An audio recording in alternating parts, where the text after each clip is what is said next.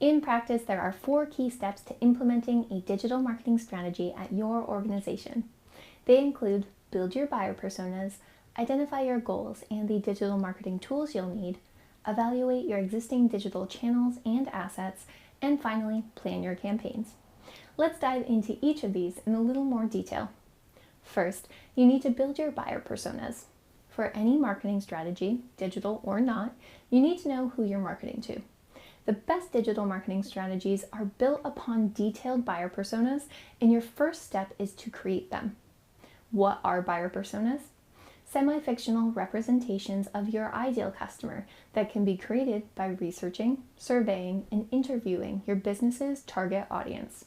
Keep in mind, this information should be based upon real data whenever possible.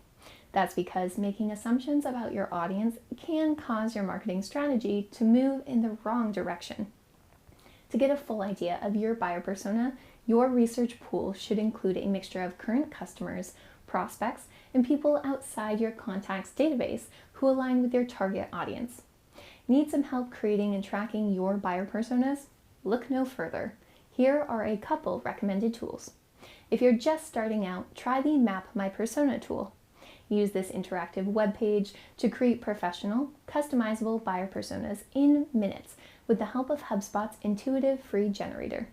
If you're already experienced with the concept of buyer personas, use the HubSpot persona template to help you easily organize your research as you create your very own buyer personas. And finally, keep track of all the great research and brainstorming you've done directly in your HubSpot account using the HubSpot Buyer Persona tool. After building your personas, your next step is to identify your goals and the digital marketing tools you'll need. Your marketing goals should always have a direct connection to the fundamental goals of your business. For example, say your business's goal is to increase online revenue by 20%. To help contribute to that success, your marketing goal might be to generate 50% more leads through your website. Looking for tools to set effective marketing goals? No problem. First up is the HubSpot Marketing Plan template. Use this high-level marketing plan template to outline your annual marketing strategy, identify top priorities, and more. Next, try the Inbound Goal Calculator. This editable PDF is used by HubSpot consultants, helping companies set up their initial inbound strategies. Use it as a template to add tangible numbers to the goals that you set. Both resources can be located in the Resources tab of this video. So you're well on the way to determining your marketing goals. Now it's time to get critical with your actual marketing tools. How? When determining if a marketing tool is right for you, use the following factors to guide your evaluation process and help you make the best purchase decision. User interface. Consider how simple or overwhelming the platform's user interface is designed. Many, if not all, platforms will claim they have an intuitive and easy-to-use platform, but this isn't always the case. To determine whether the platform's user interface will be easy for you to learn, ask for a demo. Features and native integrations. Each marketing automation platform will offer different features, so make sure you're choosing a platform that has the capabilities you need. It's also important to consider the existing technology you already have. Customer support. When starting a new and unfamiliar system, you'll want to receive the best help possible. It's important to recognize that technology isn't perfect and that things may break. Having that extra help to resolve your unique issues can be critical. Learning resources. When purchasing a new marketing automation tool, having online resources available can help you get the most out of your system. Some platforms have guides, how-to videos, or even webinars that can help you learn how to use the tool. User base and reviews. Although choosing the right platform for your organization depends on your company's personal needs and goals, you'll want to understand how other users of the tool are making the most out of it. Look for case studies or video testimonials that showcase existing customers speaking about their experiences. After identifying your goals and toolset, your next step is to evaluate your existing digital channels and assets. When reviewing your existing digital marketing channels and assets to determine what to incorporate in your strategy, it's helpful to first consider the big picture. This will prevent you from feeling overwhelmed or confused. To do this effectively, use the owned, earned, and paid media framework to categorize each of your digital assets and determine what's a good fit for your strategy moving forward. Those terms may sound familiar, but let's review each of them to make sure we're all on the same page. So, what is owned media? Owned media refers to the digital assets your brand or company owns, whether that's your website, social media profiles, blog content, or imagery. These are the owned channels that your business has complete control over. Owned media can also include some off-site content you created that isn't hosted on your website, like a blog post that you published on Medium. Then, what is earned media? Earned media refers to the exposure you earn through word-of-mouth marketing, whether that's content you've distributed on other websites like guest blog posts, PR work that you've been curating, or the customer experience you've delivered. Earned media is the recognition you receive as a result of these efforts. You can earn media by obtaining mentions in the news or through positive reviews, as well as by people sharing your content through their networks or social media channels. Finally, what is paid media? Paid media refers to any vehicle or channel you finance to catch the attention of your buyer personas. This includes things like Google Ads, paid social media posts, native advertising, or other medium through which you pay in exchange for increased visibility. Keep in mind, content can be repurposed into different types of media. Let's say you have an owned piece of content on a landing page that's been created to help you generate leads. You know you want to incorporate different parts of this framework rather than just working with owned, earned, or paid media alone. To amplify the number of leads the content generates, you may make an effort to ensure it's shareable so your audience can distribute it through their social media profiles. In return, this increases traffic to your landing page. This is the earned media component.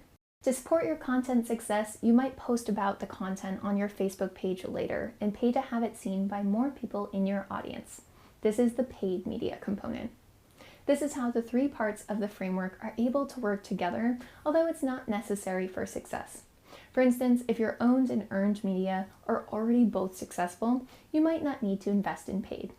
So evaluate the best solution to help you meet your goal and then incorporate the channels that work best for your business into your digital marketing strategy. Now that you know what's already being used, you can start to think about what to keep and what to cut, which is where campaign planning comes in. At the heart of digital marketing is content. Content helps convert your website visitors into leads and customers while improving your brand's online performance.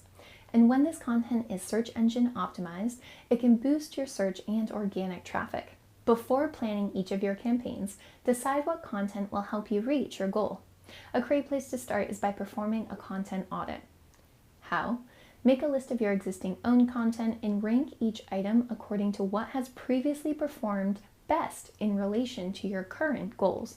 For example, if your goal is lead generation, rank your content according to which pieces generated the most leads over the last year, such as your blog posts, ebooks, or site pages. The idea here is to figure out what's currently working and what's not, so you can set yourself up for success when planning future content. Evaluating your past earned media against your current goals can help you get an idea of where to focus your time. Look at where your traffic and leads are coming from, if that's your goal, and rank each earned media source from most effective to least effective. Pro tip: you can obtain this information using resources like HubSpot's analytics tool. You may find a particular article you contributed to the industry press drove a lot of qualified traffic to your website, which boosted conversions. Or you may discover LinkedIn is where you see most people sharing your content, which increased traffic. The idea is to build a picture of what types of earned media will help you reach your goals and what won't, based on historical data. However, if there's something new you want to experiment with, don't negate it just because it's never been done before. Finally, audit your paid media. This involves much of the same process. You need to evaluate your existing paid media across each platform, like Google Ads, Facebook, and Twitter, to determine what's most likely to help you meet your current goals. Why audit your paid media campaigns? If you've spent a lot of money on Google Ads and haven't seen the results you've hoped for, Maybe it's time to refine your approach or stop it altogether and focus on another platform that seems to be yielding better results. By the end of the process, you should have a clear idea of which paid media platforms you want to continue using and which, if any, you'd like to remove from your strategy. Once each audit is complete, identify any gaps in the content you have, always keeping your buyer persona top of mind. For example, say you run a math tutoring company. You know through research that a major problem for your personas is finding effective ways to study. And you don't currently have content that speaks to that, so you decide to create some. By looking at your content audit, you might also discover that ebooks hosted on a certain type of landing page convert really well, better than webinars, for example. In this case, you might make the decision to add an ebook about how to make studying more effective to your content creation plans, which brings us to the development of your content creation plan. Based on your findings and the gaps you've identified, make a content creation plan outlining the content that's necessary to help you hit your goals. A content creation plan should include the title, the content format, the goal, the plan's promotional channels, notes on why you're creating the content, as well as the priority level of the content. Your content creation plan can be a simple spreadsheet. It should also include budget information if you're planning to outsource the content creation, or a time estimate if you're producing it yourself. Now, those 4 steps certainly pack a punch. With all that in mind, let's close out the video with some key takeaways. When implementing a digital marketing strategy, you need to build your buyer personas, identify your goals and the digital marketing tools you'll need, evaluate your existing digital channels and assets, and plan your campaigns. Your content will likely be a mixture of owned, earned, and paid media. You'll want to make sure to audit for each before kicking off a new digital marketing campaign.